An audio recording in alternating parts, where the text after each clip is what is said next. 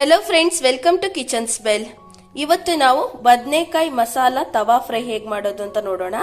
ನಾನಿಲ್ಲಿ ಒಂದು ದೊಡ್ಡ ಸೈಜಿನ ಬದನೆಕಾಯಿಯನ್ನ ತಗೊಂಡಿದ್ದೀನಿ. ತೆಳುವಾಗಿ ಸ್ಲೈಸಸ್ ಆಗಿ ಮಾಡ್ಕೊಂಡು ರೆಡಿ ಮಾಡ್ಕೊಳ್ಳೋಣ. ಈಗ ಇದನ್ನ ಸಣ್ಣದಾಗಿ ತುಂಬಾ ತೆಳುವಾಗಿ ಸ್ಲೈಸಸ್ ಆಗಿ ಮಾಡ್ಕೊಳ್ಳಿ.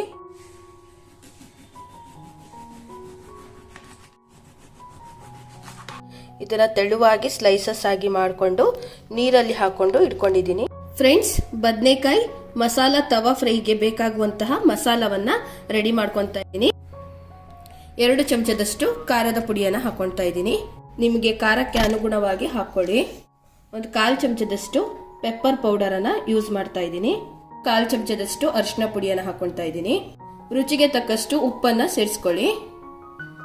1 ಚಮಚದಷ್ಟು ಜಿಂಜರ್ ಗಾರ್ಲಿಕ್ ಪೇಸ್ಟ್ ಅನ್ನ ಹಾಕೊಳ್ತಾ ಇದ್ದೀನಿ.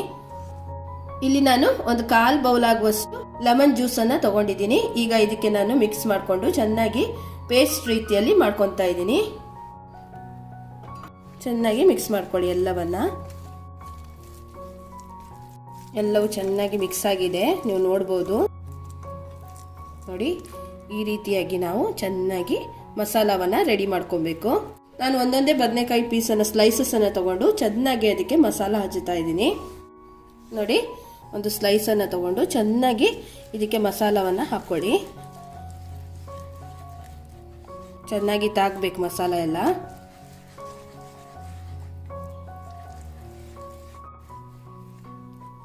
ನೋಡಿ, ಈ ರೀತಿಯಾಗಿ ಚೆನ್ನಾಗಿ ಎರಡೂ ಸೈಡು ಮಸಾಲವನ್ನ ಹಚ್ಕೊಂಡು ಸೈಡಿಗೆ ಇಟ್ಕೊತಾ ಇದ್ದೀನಿ. ಇನ್ನೊಂದನ್ನು ತಗೊಂಡಿದ್ದೀನಿ. ಹೇಗೆ ನಾನು ಮಾಡಿ ತೋರಿಸಿದ್ನಲ್ಲ ಹಾಗೆ ಎಲ್ಲವನ್ನ ಚೆನ್ನಾಗಿ ಹಚ್ಕೊಂಡು ಮಸಾಲವನ್ನ ರೆಡಿ ಮಾಡ್ಕೊತೀನಿ. ನೋಡಿ, ಎಷ್ಟು ಚೆನ್ನಾಗಿ ಮಸಾಲೆ ಎಲ್ಲ ತಾಗಿದೆ.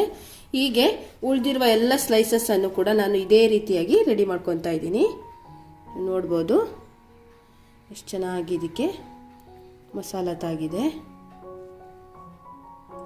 ಫ್ರೆಂಡ್ಸ್, ನಾನು ಹೀಗೆ ಎಲ್ಲ ಸ್ಲೈಸಸ್ಸಿಗೂ ಚೆನ್ನಾಗಿ ಮಸಾಲವನ್ನು ಹಾಕ್ಕೊಂಡು ನೋಡಿ ಈ ರೀತಿಯಾಗಿ ರೆಡಿ ಮಾಡಿ ಇಟ್ಕೊಂಡಿದ್ದೀನಿ.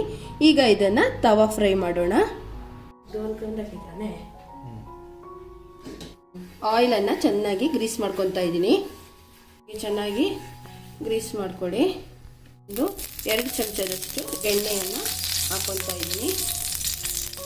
ಈಗ ನಾವು ರೆಡಿ ಮಾಡಿ ಇಟ್ಕೊಂಡಿರುವಂತಹ ಬದನೆಕಾಯಿ ಸ್ಲೈಸಸ್ ಅನ್ನ ಫ್ರೈ ಮಾಡ್ಕೊತಾ ಇದ್ದೀನಿ. ಲೋ ಫ್ಲೇಮಲ್ಲಿ ಇಟ್ಕೊಂಡು ಇದನ್ನ ಚೆನ್ನಾಗಿ ಫ್ರೈ ಮಾಡ್ಕೊಳ್ಳಿ. ನಾನು ಲೋ ಫ್ಲೇಮಲ್ಲಿ ಇಟ್ಕೊಂಡು 4 ನಿಮಿಷದಷ್ಟು ಫ್ರೈ ಮಾಡ್ಕೊಂಡಿದ್ದೀನಿ. ಒಂದು ಸೈಡ್ ಚೆನ್ನಾಗಿ ಫ್ರೈ ಆಗಿದೆ. ಈಗ ಇದನ್ನ ತಿರುಗಿಸಿ ಹಾಕೊಳ್ತಾ ಇದ್ದೀನಿ. ನೋಡಬಹುದು, ಚೆನ್ನಾಗಿ ಫ್ರೈ ಆಗಿದೆ. ಈಗ ಇದನ್ನು ಕೂಡ ಹೀಗೆ ಇನ್ನೊಂದು ಸೈಡು ಚೆನ್ನಾಗಿ ಫ್ರೈ ಮಾಡ್ಕೊಳ್ಳಿ.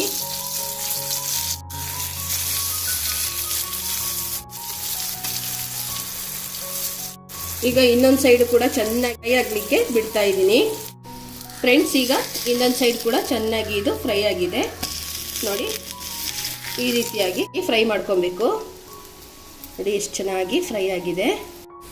ಫ್ರೆಂಡ್ಸ್, ನಾವು ಮಾಡ್ಕೊಂಡಿರುವಂತಹ ಬದನೆಕಾಯಿ ಮಸಾಲ ತವಾ ಫ್ರೈ ರೆಡಿಯಾಗಿದೆ. ನೋಡಿ, ಎಷ್ಟು ಚೆನ್ನಾಗಿ ಇದು ಫ್ರೈ ಆಗಿ ರೆಡಿಯಾಗಿದೆ. ತಿನ್ಲಿಕ್ಕೂ ತುಂಬ ಟೇಸ್ಟ್ ಆಗಿರುತ್ತೆ. ಈಗ ಇದನ್ನು ನಾನು ಪ್ಲೇಟಿಗೆ ಸರ್ವ್ ಮಾಡ್ಕೊತಾ ಇದ್ದೀನಿ.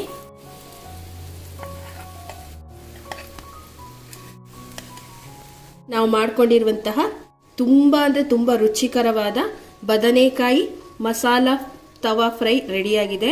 ಇದು ತಿನ್ನಲಿಕ್ಕೆ ತುಂಬ ಅಂದರೆ ತುಂಬ ಟೇಸ್ಟಿಯಾಗಿ ಆಗುತ್ತೆ.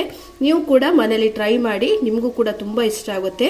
Please like and share with your friends and family. Don't forget to subscribe and bell icon to get latest videos from Kitchen Smell. ಮತ್ತೊಂದು ಹೊಸ ರುಚಿಯೊಂದಿಗೆ ಸಿಗ್ತೀನಿ. Till then stay safe and take care. Bye. Thank you.